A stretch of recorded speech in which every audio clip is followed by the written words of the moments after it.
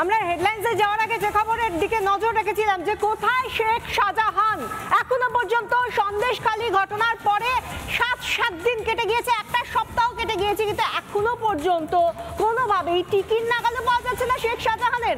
অথচ কেউ কেউ তার দলের থেকেই বলছে যে এই গ্রামের মধ্যেই সরবেরিয়া অঞ্চলেই রয়েছে বা সন্দেশখালী অঞ্চলেই রয়েছে শেখ শাহজাহান। এখানে দেখা যাচ্ছে গতকাল 2 জন চুনোপুটিকে গ্রেফতার করেছে পুলিশ, কিন্তু পুলিশ কেন এখনো পর্যন্ত কোনোভাবেই টিকিট নাগালও পাচ্ছে না শেখ শাহজাহানের, কোথায় রয়েছে এই খোঁজ করছে রিপাবলিক বাংলাও। রিপাবলিক বাংলার প্রতিনিধি সুখেন্দু সরকার হাতে লণ্ঠন নিয়ে পৌঁছে গেলেন গ্রামে, সেখানে গিয়ে কি ছবি তুলে ধরলেন দেখুন। কি ভাবছেন দিনের বেলায় হেরিকেন নিয়ে কেন হাঁটছি? হ্যাঁ, দিনের বেলায় হেরিকেন নিয়ে হাঁটতে হচ্ছে।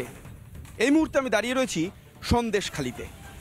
ঠিক 8 দিন আগে এখানেই ইডি আধিকারিকদের ওপর, সিআরপিএফের এবং ইডি আধিকারিকদের ওপর প্রাণঘাতী হামলা চালিয়েছে এবং সেই ঘটনার 8 দিন পরও পেরিয়ে যাওয়ার পরেও এই সন্দেশখালী বেতাজ বাদশাহ শেখ শাহজাহানকে খুঁজে পাওয়া যাচ্ছে না।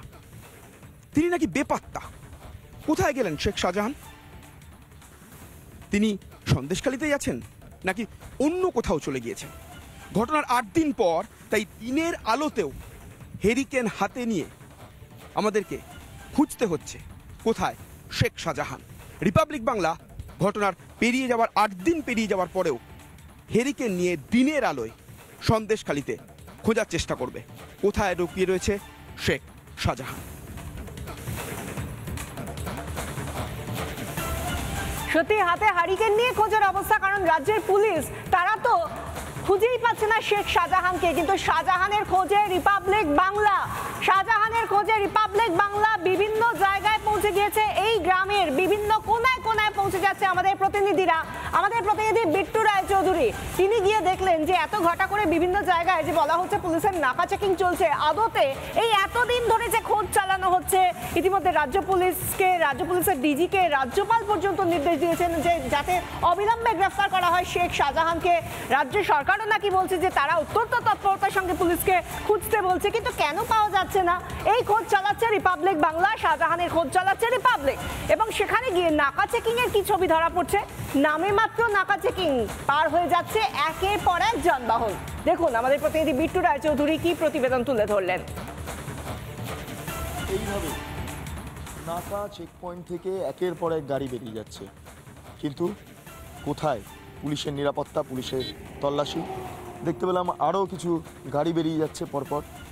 জিজ্ঞাসাবাদের কোনো বিষয় নয়, জিজ্ঞাসাবাদের কোনো বালাই নেই, পুলিশ কর্মীরা দাঁড়িয়ে রয়েছেন, নাকা চেকিং এভাবেই কার্যত নিষ্ক্রিয় বলা যেতে পারে। আরেকটি বাস আসছে, আমার ভিডিও জার্নালিস্ট মহিষের ছবিটা দেখাচ্ছে, সেই বাসের মধ্যে বাইরের লোক বা ভেতরের লোক তারা বেরিয়ে যেতেই পারেন। দেখা গেল এই বাসটাকেও কোনোভাবে ধরল না নাকা চেকিংয়ে থাকা অফিসাররা। অর্থাৎ বোঝাই যাচ্ছে যে কতটা সহজভাবে এই চত্বর থেকে গা ঢাকা দিতে পারেন এখানকার বাদশাহ শাহজাহান। একের পর এক গাড়ি, একের পর এক অটো, টোটো, বাস, ম্যাটাডো সমস্তটাই এই নাকা চেকিং দিয়ে পাস করলেও তল্লাশির নামগন্ধ পাওয়া যাচ্ছে না এই সন্দেশখালী চত্বরে। অর্থাৎ শাহজাহানের এখান থেকে গা ঢাকা দেওয়ার সম্ভাবনা যে প্রবল, তা কার্যত প্রমাণ হয়ে যাচ্ছে। এবং লুকআউট নোটিশ জারি হয়েছে, কিন্তু লুকআউট নোটিশ জারি হওয়ার পর যদি নাকা চেকিংয়ের হাল এই হয়, তাহলে বলা যেতেই পারে যে এক অপরাধী নির্বিঘ্নে এই রাজ্য থেকে বেরোতে পারে বা নির্বিঘ্নে এই জেলা থেকে অন্তত অন্যত্র পালিয়ে যেতে পারে। ভিডিও জার্নালিস্ট মহিষের সঙ্গে বিট্টু রায়চৌধুরী, রিপাবলিক বাংলা, সন্দেশখালী।